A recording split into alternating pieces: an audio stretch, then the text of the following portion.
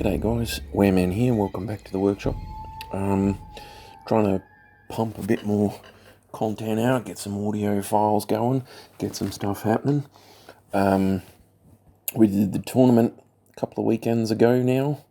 I wanted to say thanks to the guys I played against because they were really awesome matches, some really good stuff. Thanks to everybody that suggested stuff in the comments for that video, the force list things, and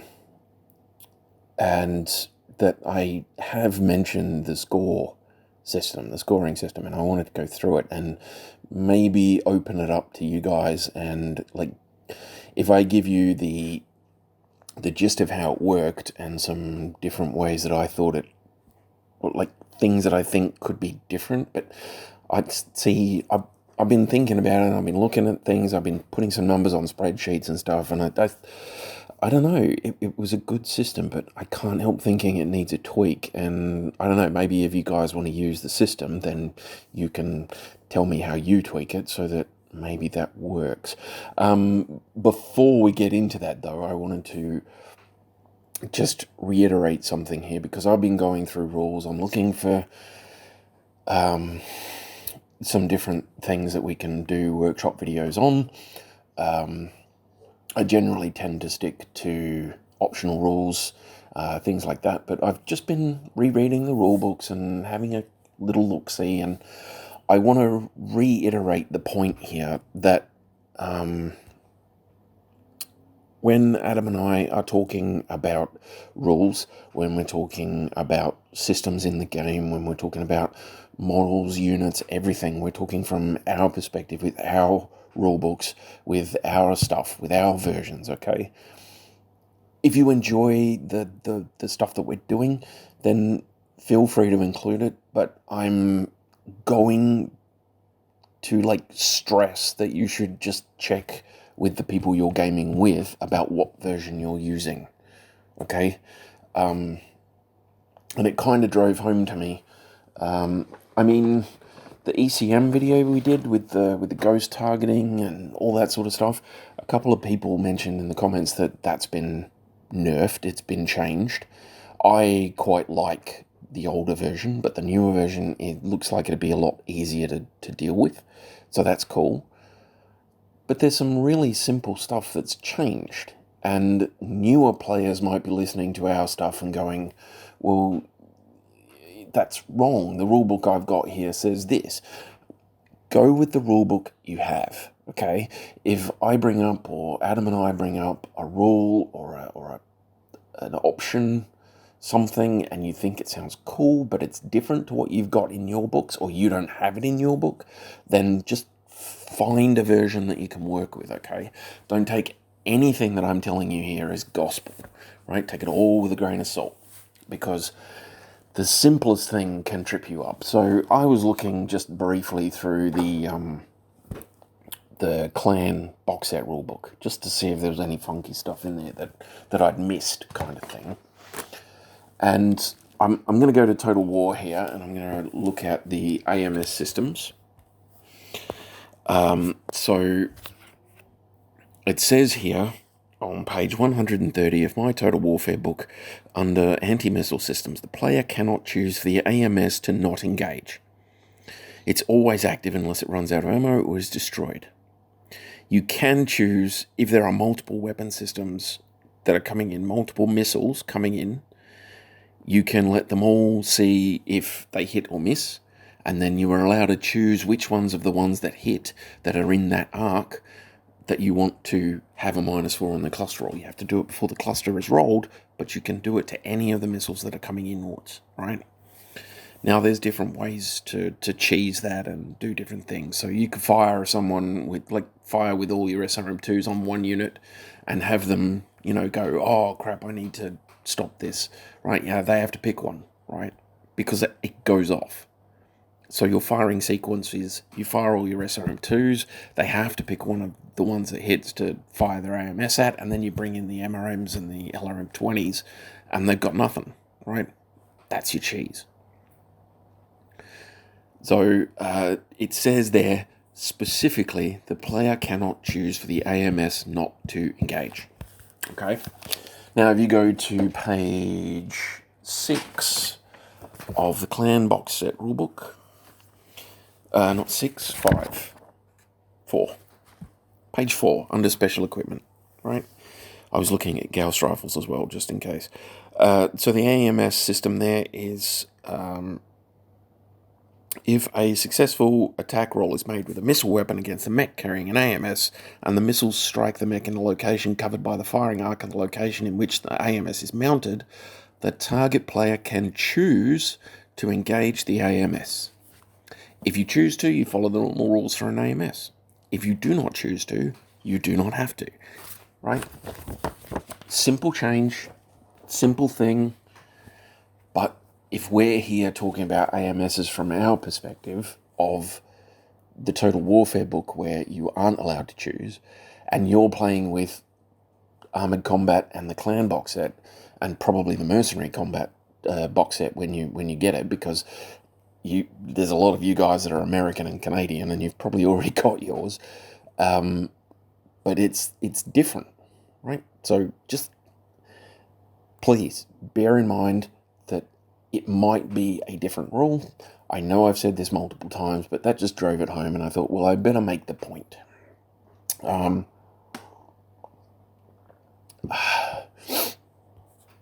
What I actually wanted to get onto was the scoring system for that tournament. I thought it was really good. But I can't put my finger on it, but I feel like it needs a tweak. I feel like it needs something. Now, I've been thinking about this and I've been looking at it, and I'm thinking the only thing that it really needed was more information. But I'm going to go through the system just in case you guys want to use it, okay? So you build your set, you build your force, right? And I've done examples with my force. I did an example with Reese. Reese Perry put a Thor A and a Ryakan D up there as a possible. So I thought I'd get a clan one, so I've put that up there. And someone... Oh, Fear. FIAAO1. Fear. Put the 4 charges up. So 2 1As, 2 1A1s, 1 1A5, and a 1A9. Okay? Now, you might not remember, I had an Axeman, a Centurion, a Venom, and a Wasp. Now, the system was you take all of the units that you've got, no matter how many there are, you total their weight, right? So my Axeman is 65 tons, Centurion is 50, Venom's 35, and the Wasp is 20. That's 170 total, right? And then you get each unit's weight as a percentage of the total, right? I have trouble with this, so I'll save you the problems. If you want to find the percentage of something, right, so you want to find 65 as a percentage of my total is 170, so the Axeman is 65 tons. I want to find its percentage as its value as a percentage of 170. So you divide 65 by 170 and then you multiply it by 100. That's your percentage. You have to do some rounding, you have to muck around, and with this, where you've got rounding that doesn't always quite necessarily match up, you might need to tweak the numbers up or down by 1. But basically, you then end up with a number out of 100, because you're doing a percentage, it's out of 100%, right? So 65 divided by 170 times 100 is roughly 38. The Centurion is 50 over 170 times 100, 29. The Venom turned out to be 21%, and the Wasp was 12%. Okay? That is their value of, their percentage value of the weight total. Okay? Now, what happened was that becomes your point value, right? So your percentage of the weight becomes the points that you're worth. Okay? Then, Mike gave us some score sheets. Actually, I thought I'd left mine behind, but I remembered to bring it with me, which is good. So what you've got is damage condition of your mech. Okay, so he's got here any damage at all is 10%. So that means that your enemy gets 10% of that value and you get 90% of it. If you are untouched, then you get 100% of that value for yourself and your enemy gets 0, right? If you are lightly damaged, you get 80%, your enemy gets 20%, okay? And it goes up light, medium, heavy, crippling. When you're in forced withdrawal rules, crippling has actual specific values, but that's the only one that does, as far as I can tell. I don't think there's any other spots where it actually comes up. So crippling damage under forced withdrawal on 258 of Total War. A mech is considered crippled when a side torso location is destroyed. The mech takes 2 engine critical hits, 1 gyro and 1 engine critical hit, or loses the use of its sensors. Internal structure damage in either 3 or more limbs or 2 or more torso locations. 4 or more pilot hits also render a mech crippled, as does the loss of all the mech's weapons to damage or ammunition depletion. If they're all destroyed and it can no longer move, it's considered destroyed. So, a side torso location destroyed. 2 engine critical hits, 1 gyro, 1 engine, loss of its sensors, internal structure damage in 3 or more limbs or 2 or more torsos, or 4 or more pilot hits, or loss of your weapons. They're all conditions that count as critical, as crippled under the force withdrawal. And that's got a thing there. So ejection counts as destroyed and blah, blah, blah, blah, blah, right? Now there's light and moderate and heavy. Light, moderate, and heavy aren't actually, like, on the score sheet, we don't have any, like, indication of what that is, if you see what I mean.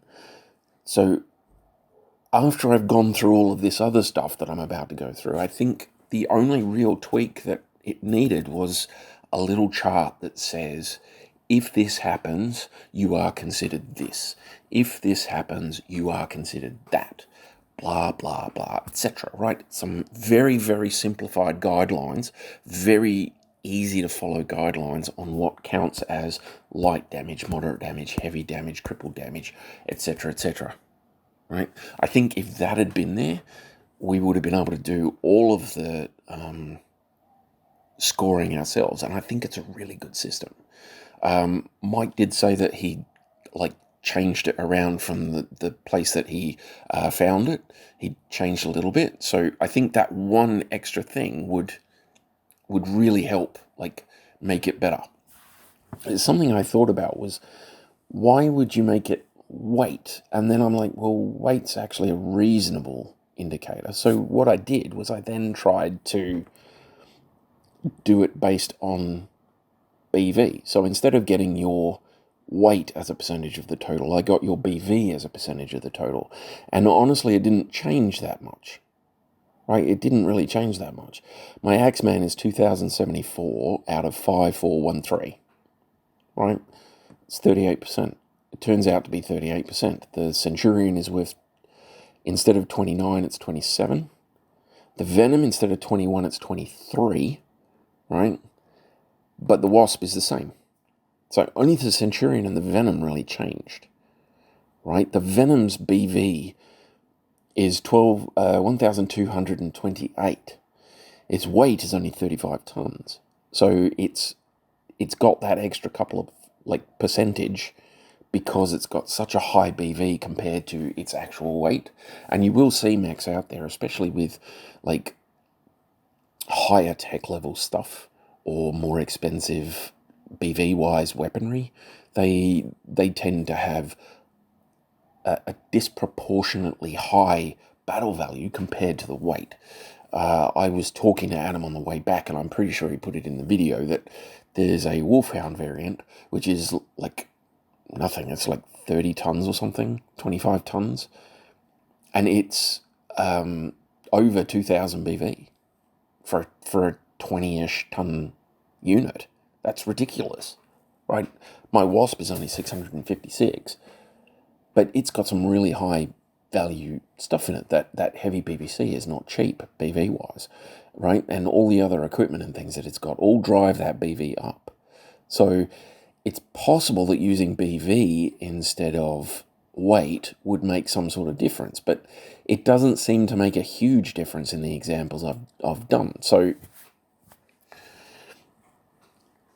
I mean, let's look at the clan ones. So there was a Thor A, and you suggested a 3-3 pilot. That puts that at 3,088 for a 70-ton mech.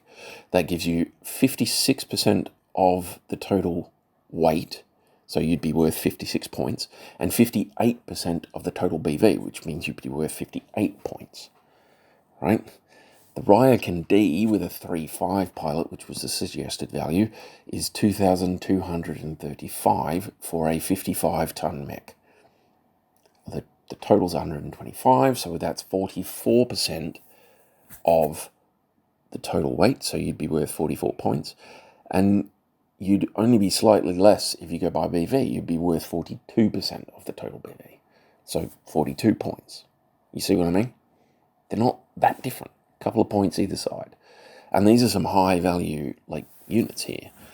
The interesting one was the Charger, the all-Charger list. So the two 1As are only 900 and something similar, but wanted the A5 and the A9 to have better gunnery, right?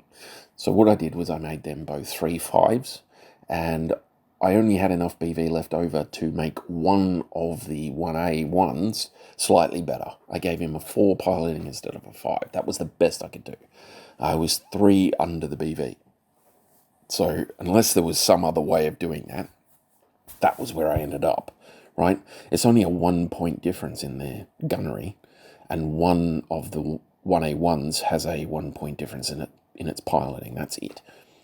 So the interesting thing is, obviously they're all the same mech, and there's 4 of them, so obviously each one is worth a quarter of the total weight. So if you go by weight, each one of those, no matter which version it is worth 25 points, right? It's 25% of 100 of the total value, so 25 points, right? But BV-wise, they change around a bit. The 1A that I changed the piloting skill comes out to 1,079 BV, which is 20% of the total. The 1A1 that's still the same, that's 981, that's only 18%, right? So that's dropped, 7 points? So the first one went down by 5 points, right? And the next one's gone down by 7 points. And then obviously the other two went up by those amounts. So the 1A5 has 32% of the battle value total, and the 1A9 has 30% of the battle value total, right? So battle value wise, there's a bit of difference there. I mean, it's not much. It's half a dozen points. So is that a better system? I don't know. I really don't. I don't know. But it's something to think about, and I think it's a really good system. I think it's worth sitting down with your gaming group and just tweaking it and hashing it out with everybody and just going, okay, can we all agree on this? Can we all agree on this? I think it could work. And I was thinking about that because the day before we were doing the Fallout at Hutch's place, and we're driving along in the car either there or back, and I was mentioning to Adam that I wanted to do a Demolition Derby style game, right? So a Demolition Derby, I mean, I'm not a Speedway aficionado, so if I'm getting this wrong, I do apologise, but as far as I know, a Demo Derby is you all start in the arena, all facing each other, and on a given signal, all the cars rush at each other and they try and do as much damage to all of their opponents as they can while taking as little as possible. And the last person who's actually mobile and their car still works is the winner. There could be more nuance to that, but I'm not sure if there is. And I was trying to figure out a scoring system. And, well, you might not, but when you do your first aid course, when you learn about burns, there is a system that they use. They give each part of your body a percentage. And that's roughly how you tell how badly burned someone is. So when you hear about someone who was burned to 10% of their body or 30% of their body or 4% of their body or something like that, you know roughly how much it is. And so that paramedics and doctors and things can communicate amounts, like give a rough amount of stuff and give a feel for what's happening without having to go into huge detail, right? So, yeah, I thought, well, why not just split the mechs up into stuff? And then I thought, well, there's 11 armor locations: head, arms, legs, and then 3 of each torso, front and back, right? And there's 8 internal structure, right? The 3 torsos, the head, the 2 legs, the 2 arms, right? Then you've got critical locations, and I think they're important. I think they should play a part, so I added them in as well. Now, 3 engine hits destroys you, so you'd only count 2 of them. 2 sensor hits ruins your ability to shoot. If you take 2 sensor criticals, you can't shoot. You can't use your weapons. And I don't know if that would mean you'd only use one of them, or if you'd use both. I've written it out here as if I'm using both, so we'll call it both and see what happens. There's 2 gyro hits. Technically, gyro destruction doesn't take you out of the battle. You can still do stuff, you just can't move. So, iffy. And then there's a life support hit. So you could say there's 6, you could say there's 7. I'm going with 7. Right, so there's 7 critical locations that can occur before you are taken out of the fight, right? And then you've got 5 pilot wounds before, like the 6th one kills you, so you'd only score for 5 of them, right? So, and then I thought, well, let's make it out of 100. And I started mucking around with the numbers in my head, and then I came back and actually checked them to make sure I wasn't screwing it up. But if you give damage to armor 1 point and destruction of armor 2 points, so each location is worth a max of 2 points. Internal structure, you say, okay, damage to internal structure is 2 points. Destruction of an internal structure location is 4 points, right? Right? Then sensor criticals could be 3 each, and every other critical could be 6. That gives you 36 for those total. And then 2 per pilot wound. There's 5 of them, that gives you 10. So you've got armor, 22 points total for destruction of everything.